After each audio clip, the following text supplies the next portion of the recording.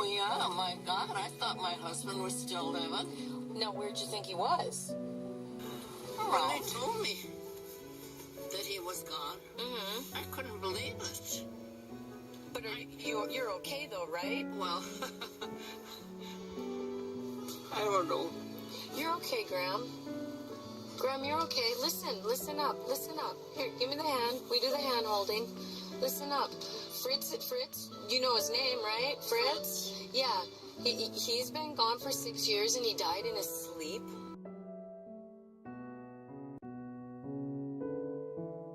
In the story, The Jilting of Granny Witherall, the grandma shows signs of Alzheimer's. Alzheimer's is on the rise and eventually may be an epidemic.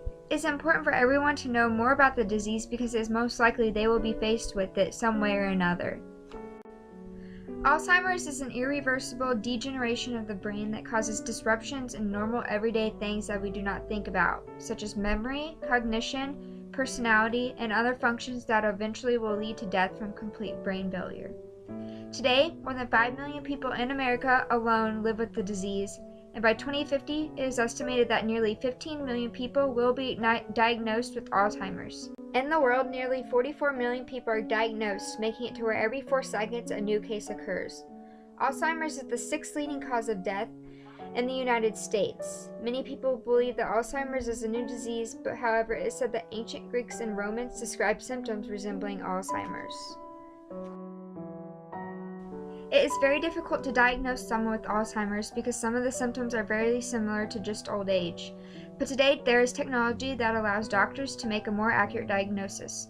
Doctors rely on memory testing, physical evaluations, and personal accounts from relatives living with a person with Alzheimer's.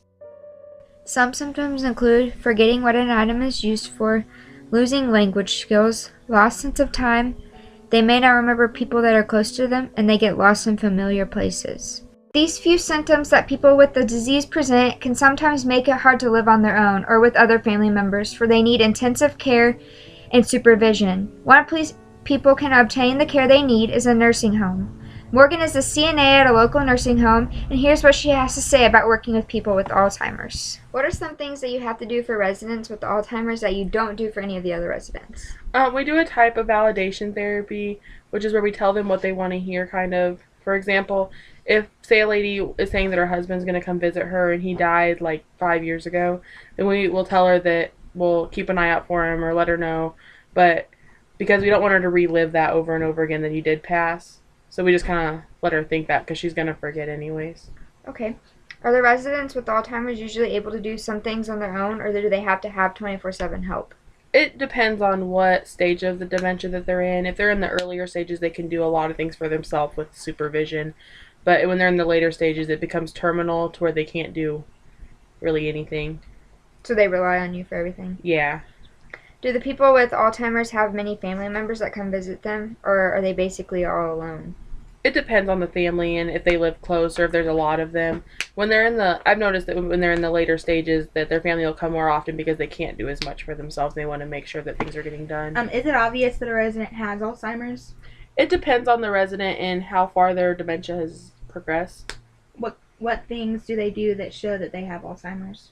For example, some residents go through a thing called sundowning, which is where it'll get a lot worse in the evening and when the sun does go down. What are some signs that they are entering the first stages of Alzheimer's? Well, it's a little harder to notice unless you know the people. They don't notice their family members as easily, and they just say some off-the-wall things. Okay. Are there a majority of Alzheimer's patients male or female? Well, in my facility, they're mostly female. Okay. Thank you. Thank you, Morgan. The early stages of Alzheimer's disease can and may be managed at home. If a family member with this disease lives alone, relatives may welcome them into their home to help take care of them. Regular exercise, good nutrition, social interaction, and activities are all important for Alzheimer's patients to practice. And the family may also help reinforce that schedule as well, just to keep them on track. Treatment for Alzheimer's cases are based on several major factors, and these factors include age, overall health of patient, medical history, tolerance for specific medicines, and the patient and caregiver's opinions and preferences on the different types of treatments. Medications that may be prescribed to an Alzheimer's patient all depend on the stage that the disease is at, such as mild, moderate, or severe, and it also depends on what drugs the patient is able to take. Medications such as Aricept, Exelon, and Razidine may slow the progression of the symptoms, but for only about half the patients that are taking them, and for a limited amount of time, for an average about 6 to 12 months. Some side effects of these drugs are confusion, dizziness, constipation, tiredness, and headaches.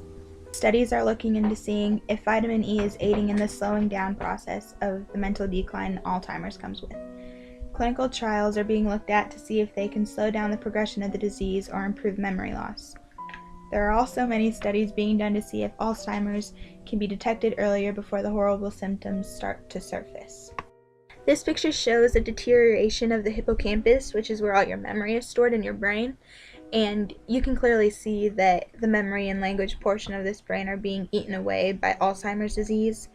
This patient most likely has trouble with verbal skills and probably even remembering things that you and I just recall normally on a daily basis. With more than 5 million people diagnosed with Alzheimer's today, it is obvious that this disease is not picky about who will obtain it. With it being estimated that the disease will continue growing, it is good for research to grow as well in order for us to put this disease to a halt or at least to slow it some way or somehow. Everyone will be faced with the disease in some way or another, whether it's a loved one diagnosed with it or them themselves, so to be well informed on the topic is a good thing.